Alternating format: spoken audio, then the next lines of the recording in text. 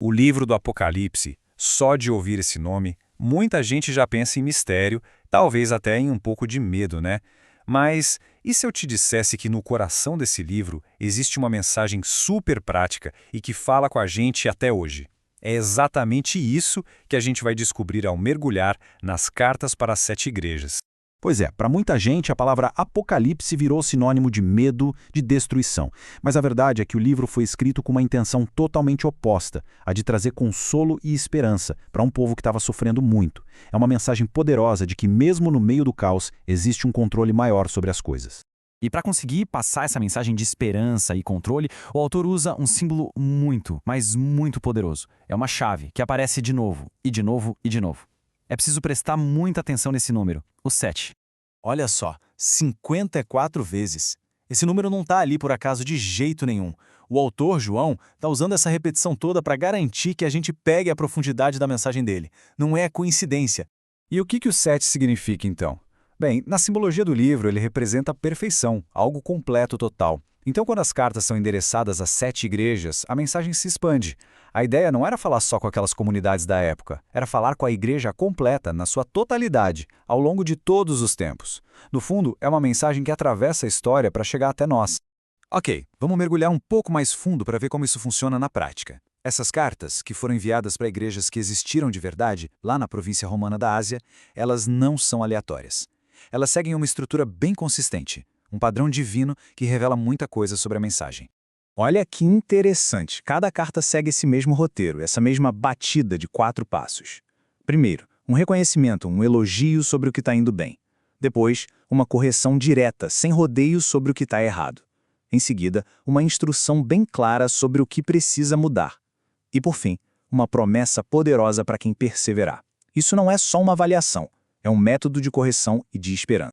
E para a gente sentir de verdade o impacto desse padrão, vamos fazer uma coisa. Vamos colocar 2 igrejas lado a lado. 2 extremos. De um lado, uma igreja que foi super elogiada e do outro, uma que foi duramente condenada. O contraste entre elas, nossa, é muito revelador. Agora, aqui o contraste é gritante. Pense bem. De um lado, Esmirna, uma igreja perseguida, pobre aos olhos do mundo, mas que era espiritualmente rica, fiel, tanto que nem recebeu crítica. Do outro lado, Laodiceia, materialmente rica, achando que não precisava de nada, mas que espiritualmente era descrita como pobre, cega e nua. Não recebeu um único elogio. Essa comparação joga uma luz sobre uma verdade muito poderosa. E essa comparação toda nos leva a uma ideia bem radical, que está resumida nessa frase do Luiz Saião. Os principais problemas da fé não vêm do sofrimento, mas do excesso de bem-estar e de prazer. É um paradoxo, né? O conforto, a falta de dificuldade, tudo isso pode ser muito mais perigoso para a saúde da fé do que a própria perseguição. Tá, mas e aí? O que isso tem a ver com a gente hoje?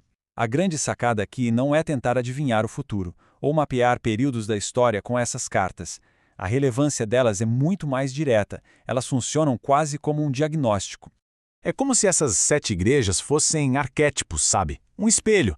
Cada uma delas reflete um desafio universal que qualquer comunidade de fé em qualquer época pode enfrentar. Perder aquele primeiro amor, sabe? Tolerar coisas que corroem por dentro, ter uma fama de igreja viva, mas estar espiritualmente morta, são perigos que, infelizmente, nunca saem de moda. E aí que a gente chega na parte final de cada carta. Depois de toda análise, de toda instrução, vem sempre um apelo final. Um convite que é urgente, que é pessoal e que vai além da comunidade, falando com cada um. Muita gente conhece esse versículo, né? Ele é super famoso, usado até para evangelismo. Mas o contexto original, ele torna a imagem ainda mais forte. Aqui é Jesus batendo na porta da sua própria igreja, a igreja morna de Laodiceia, convidando o pessoal a restaurar uma comunhão que tinha se perdido. É um chamado que vem de dentro para fora. E para fechar, cada uma das 7 cartas termina com a mesmíssima frase, como um eco. Aquele que tem ouvidos, ouça o que o Espírito diz às igrejas.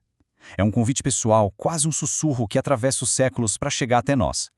Por isso, a verdadeira questão que essas cartas deixam não é só o que foi dito para aquelas comunidades há 2000 anos. A pergunta que fica é, o que está sendo dito agora? E talvez mais importante, quem está com o coração disposto a ouvir?